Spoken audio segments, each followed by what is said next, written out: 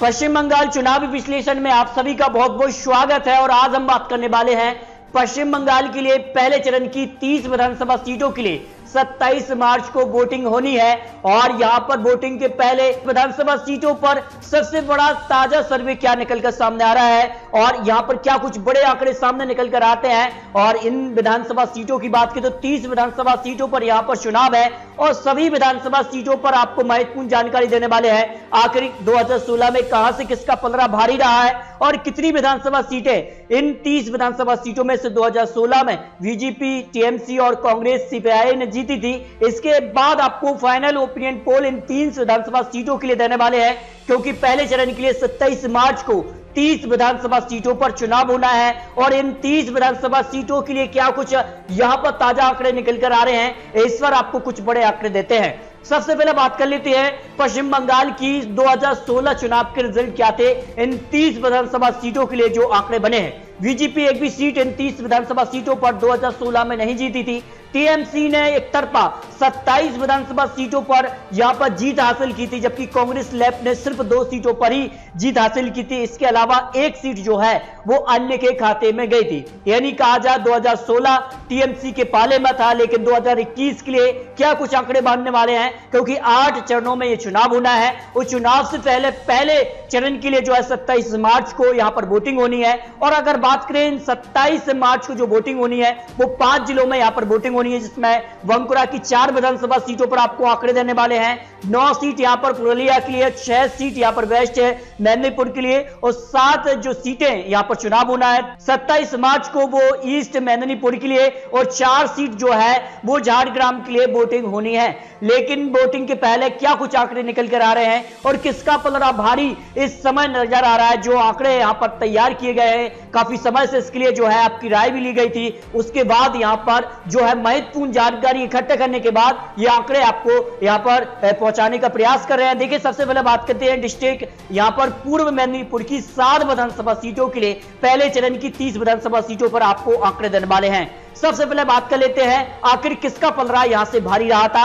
और यहां पर बात करें तो जो बड़ा उलटफेर हुआ था, यहां पर बात कर लेते हैं 212 विधानसभा सीट से 218 विधानसभा सीटों पर यह चुनाव था। लेकिन अगर बात करें तो यहां पर क्या कुछ आंकड़े, क्योंकि यहां पर बात करें तो पूर्व मेदिनीपुर के लिए कुल 16 विधानसभा सीटें आती हैं, लेकिन पहले चरण में केवल यहां पर बात करें तो 7 विधानसभा सीटों को शामिल किया गया है। और ये वो क्षेत्र माना जाता है जो काफी महत्वपूर्ण है, क्योंकि मुस्लिम मतदाता तय करते हैं यहां पर हार और जीत का, क्योंकि यहां पर जो ज्यादा मात्रा में वोटर्स होते हैं वो यहां पर मुस्लिम मतदाता आ जाते हैं। और ये टीएमसी का गढ़ रहा था। और 2016 में यहां पर देख सकते हैं इन सीटों पर जो है यहां पर तृणमूल कांग्रेस ने 7 विधानसभा सीटों में से सभी 7 विधानसभा सीटों पर जीत हासिल की थी। और कांग्रेस इस लिस्ट में काफी नीचे नजर आ रही है। और यहां पर बात करें तो 50% वोट शेयर यहां पर तृणमूल कांग्रेस के लिए 2016 में गया था। उस हिसाब से यहां पर तृणमूल ने सभी सीटों पर जीत हासिल की थी। इसके अलावा अगर बात करें सीपीआईएम ने यहां पर जो है 13% वोट शेयर मिला था, जबकि यहां पर सीपीआई को यहां पर 11% और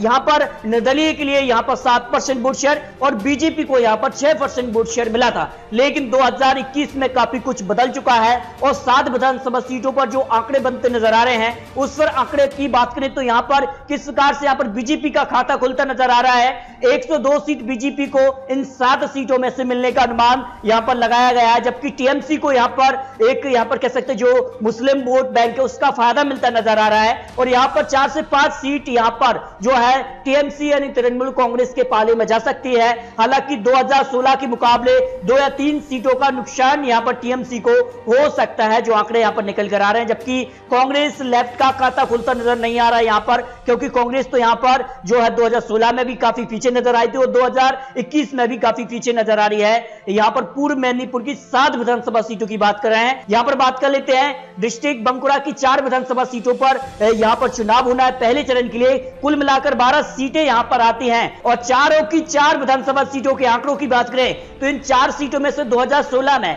यहां पर तृणमूल कांग्रेस ने 3 विधानसभा सीटों पर जीत हासिल की थी, जबकि एक सीट यहां पर रिवोल्यूशनरी सोशलिस्ट पार्टी को यानी अन्य के खाते में एक सीट यहां पर गई थी।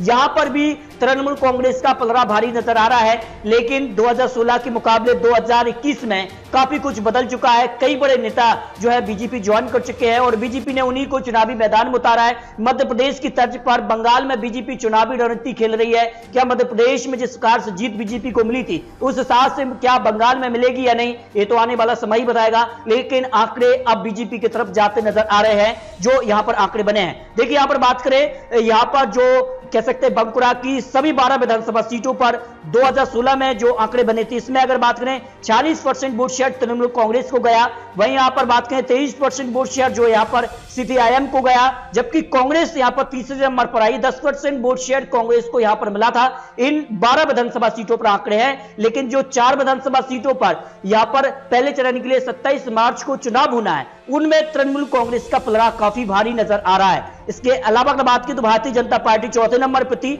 9% वोट शेयर बीजेपी को मिला था। इस दम पर बीजेपी यहां पर जो है कई सीटों पर जीत हासिल कर सकती है। 4 सीटों में जो आंकड़े बनते नजर आ रहे हैं, इनमें अगर बात करें तो बीजेपी को 102 सीटें जाने की संभावना है। वहीं यहां पर तृणमूल कांग्रेस के लिए भी 102 सीट यहां पर जाने की संभावना दिखाई गई है। यानी बांकुरा की 4 विधानसभा सीटों पर तृणमूल कांग्रेस और बीजेपी में कांटे का मुकाबला हो सकता है, जो आंकड़े निकलकर सामने आ रहे हैं। अब बात करते हैं पश्चिम मेदिनीपुर के लिए 6 विधानसभा सीट और यहां पर 4 विधानसभा सीटों की बात करें तो झारग्राम की भी यहां पर पहले चरण के लिए 27 मार्च को यहां पर वोटिंग होने वाली है। और यहां पर क्या चुनावी गणित निकलकर सामने आ रहा है, इसके आंकड़े की बात कर लेते हैं। सबसे पहले यहां पर बात करते हैं 4 सीटें जो झारग्राम की हैं, उन पर 2016 में क्या कुछ आंकड़े थे, यहां पर बात कर लेते हैं। 2016 की अगर आंकड़ों की बात करें तो झारग्राम की 4 विधानसभा सीटों में से चारों की 4 जो है वो यहां पर टीएमसी ने जीत हासिल की थी। और यहां पर बात करें 2016 के लिए 40% वोट शेयर तृणमूल कांग्रेस के हिस्से में गया था और ये कहीं ना कहीं काफी मजबूत यहां पर स्तंभ माना गया था। लेकिन यहां पर बात करें 23% वोट शेयर यहां पर सीपीआईएम को लिए और 10% वोट शेयर यहां पर कांग्रेस के हिस्से में गया था। लेकिन 19 विधानसभा सीटें मेदिनीपुर की आती हैं। लेकिन हम बात करें केवल 4 विधानसभा सीट झारग्राम की बात कर रहे हैं, इसके लिए आंकड़े दे रहे हैं आपके लिए। और यहां पर 9% वोट शेयर बीजेपी को भी गया था। यानी झारग्राम भी काफी महत्वपूर्ण मुकाबला बन चुका है। और बीजेपी ने जिस प्रकार से लोकसभा में आंकड़े बढ़ाए थे, उस हिसाब से यहां पर अब अनुमान लगाया जा रहा है कि 4 विधानसभा सीटों में से टीएमसी को 102 सीटें, वहीं बीजेपी को हो सकता है कि 3 से 4 सीटें यहां पर मिल जाए।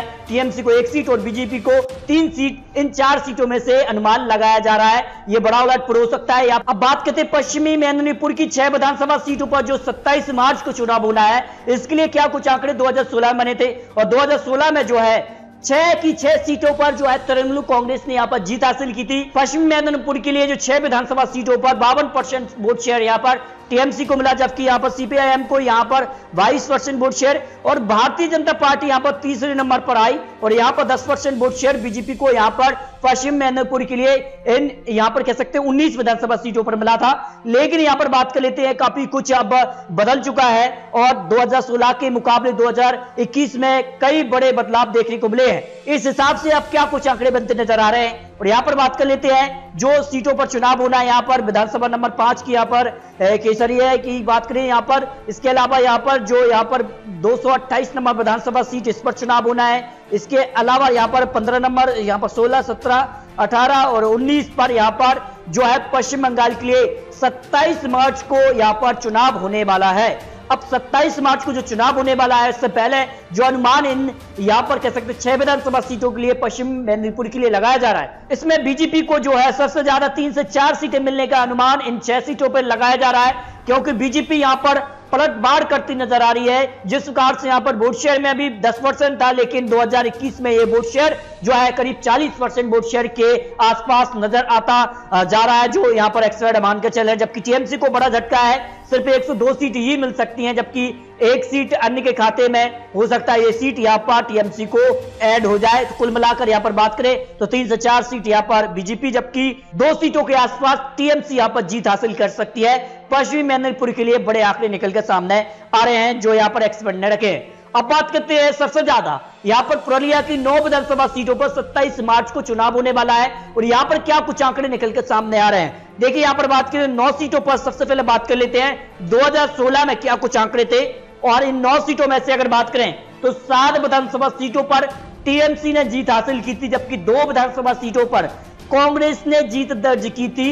यहां पर कांग्रेस का पलड़ा भारी नजर आया था 2016 में, लेकिन 2021 में क्या कुछ आंकड़े बनते नजर आ रहे हैं। यहां पर वोट शेयर की बात करें तो यहां पर 46% वोट शेयर टीएमसी को गया था 2016 में। वहीं यहां पर बात करें सीपीआईएम के खाते में 22% और कांग्रेस यहां पर तीसरे नंबर पर थी और 14% वोट शेयर मिला था। इस हिसाब से 2 सीटें इन 9 सीटों में से कांग्रेस को 2016 मिली थी और यहां पर भारतीय जनता पार्टी को सिर्फ 6% वोट शेयर मिला था। लेकिन इस बार क्या कुछ आंकड़े बनते नजर आ रहे हैं। इस बार जो है 9 सीटों पर जो आंकड़े यहां पर लगाए जा रहे हैं कि 9 सीटों में से बीजेपी को 2 से 3 सीटें जा सकती हैं, जबकि टीएमसी को 4 से 5 सीटें मिलने का अनुमान यहां पर पुरुलिया की 9 विधानसभा सीटों पर लगाया जा रहा है, जबकि कांग्रेस लेफ्ट के खाते में 102 सीटें जाने की संभावना यहां पर लगाई गई है। तो कुल मिलाकर 30 विधानसभा सीटों पर आपको महत्वपूर्ण और सटीक आंकड़े दिए हैं और अब पश्चिम बंगाल की सभी 30 विधानसभा सीटों पर जो यहां पर सर्वे निकलकर सामने आ रहा है, जिसमें अगर बात करें तो टीएमसी को लीड मिलती नजर आ रही है। टीएमसी को 15 से 17 सीटें मिलने का अनुमान है। वहीं बीजेपी को 10 से 12 सीटें, कांग्रेस लेफ्ट को 2 से 3 सीटें मिल सकती है, जबकि अन्य के खाते में 1 सीट जा सकती है। यहां पर टीएमसी को नुकसान है क्योंकि 27 सीटें 2016 में निकाली थी, लेकिन 2021 में यहां पर उनको 15 से 17 सीटें मिलने का अनुमान लगाया जा रहा है। हो सकता है सीटों में प्लस या माइनस हो जाए, आने वाले समय में क्या कुछ होता है। लेकिन बीजेपी को यहां पर जमकर फायदा हो रहा है क्योंकि 2016 में एक भी सीट बीजेपी ने यहां से नहीं निकाली थी, लेकिन अब अनुमान लगाया जा रहा है कि बीजेपी को भी यहां पर फायदा हो सकता है। करीब 10 से 12 सीट हो सकता है कि बीजेपी का आंकड़ा भी यहां पर बढ़ जाए, लेकिन ये यहां पर चुनावी विश्लेषण और यहां पर आंकड़े निकल के सामने आ रहे हैं। लेकिन आने वाले समय में क्या कुछ होता है ये तो आने वाला समय ही बताएगा, क्योंकि पश्चिम बंगाल के लिए 8 चरणों में यहां पर चुनाव होना है सभी 294 सीटों पर। तो आपको क्या लगता है पश्चिम बंगाल में अगली सरकार किसकी बनने वाली है? क्या बीजेपी वाकई पश्चिम बंगाल में 200 का आंकड़ा लेकर चल रही है तो क्या प्राप्त कर पाएगी या नहीं? क्या यहां पर तृणमूल कांग्रेस की सरकार बरकरार रहेगी? इस पर अपनी राय रखिए। तो और सटीक विश्लेषण पाने के लिए अभी चैनल को सब्सक्राइब कीजिए। तो दोस्तों मिलते हैं और सटीक जानकारी के साथ, तब तक के लिए जय हिंद, जय भारत।